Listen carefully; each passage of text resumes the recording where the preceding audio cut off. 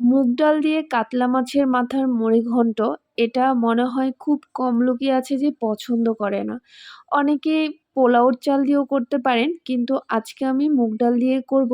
তাই প্রথমে মুগ ডালটা একটু ভেজে নিলাম যাতে ঘ্রাণটা বের হয়।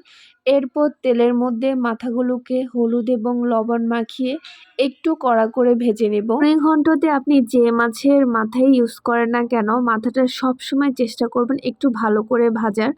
আর এখানে একটা আমি সমস্যায় পড়েছি, সেটা হচ্ছে মাথাটা যেহেতু বেশ খানিকটা বড় ছিল, যার কারণে আমার ভাজতে একটু অসুবিধা হচ্ছিল। মাথার অংশটা ভেজে নেওয়ার পরে দুপাশের কানটাও ভালো করে ভেজে নিব এপাশ ওপাশ করে।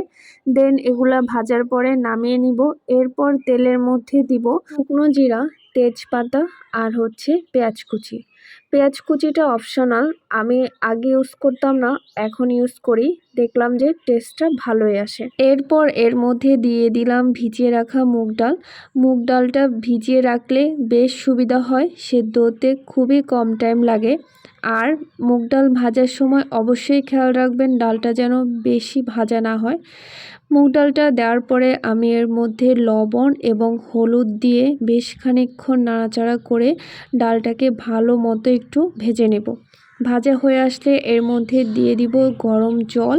গরম জলটা আপনারা দিলে ভালো, কারণ হচ্ছে তাতে তাড়াতাড়ি সেদ্ধ হতে সাহায্য করে। এরপর দিয়ে দিলাম এর মধ্যে শুকনো মরিচ গুঁড়া, জিরে গুঁড়া আর হচ্ছে আদা গুঁড়া। আদা গুঁড়া বা জিরে গুঁড়া এগুলো পেস্টও দিতে পারেন, কোনো সমস্যা নেই। দেন ডালটা ফুটে আসলে আমি এর মধ্যে মাছের মাথাগুলো দিয়ে দিব, যাতে মাছের মাথার মতো মশলাটা খুব ভালো মতো ঢুকে যায়। ডালটা একদম পারফেক্টভাবে সিদ্ধ হয়ে গেল। এরপর একদম শেষ পর্যায়ে আমি দিয়ে দিলাম কাঁচামরিচ এবং কয়েক টুকরা টমেটো আর হচ্ছে গরম মশলা। এরপর টমেটোগুলো হালকা একটু সেদ্ধ হওয়ার জন্য অপেক্ষা করব, কারণ হচ্ছে আমার ডালটা অলরেডি সিদ্ধ হয়ে গিয়েছে এবং মুড়িঘণ্টটা একদম রেডি। দেন সবার শেষে ধনেপাতা কুচি দিয়ে নামিয়ে ফেলবো। মুড়িঘণ্ট রান্না করার হাজারটা উপায় রয়েছে, তার মধ্যে হচ্ছে একটি।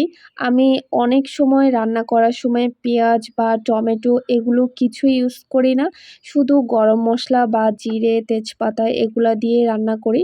কিন্তু এক একটা সময় এক একভাবে রান্না করলে টেস্টের একটা ভ্যারিয়েশন আসে। আর আপনি যদি রান্নাবান্না পছন্দ করেন তাহলে আপনি দেখবেন যে আপনার ইচ্ছে করবে এক একটা ইনগ্রিডিয়েন্টস এর সাথে দিয়ে টেস্টটা কেমন আসে সেগুলো এক্সপেরিমেন্ট করার। এটা খুবই ভালো লাগে এবং আপনি বুঝতে পারবেন যে কোন পদটা কোনভাবে রান্না করলে বেশি ভালো লাগবে। তাই আমি মনে করি সব রকম করে ট্রাই করা উচিত। টাটা।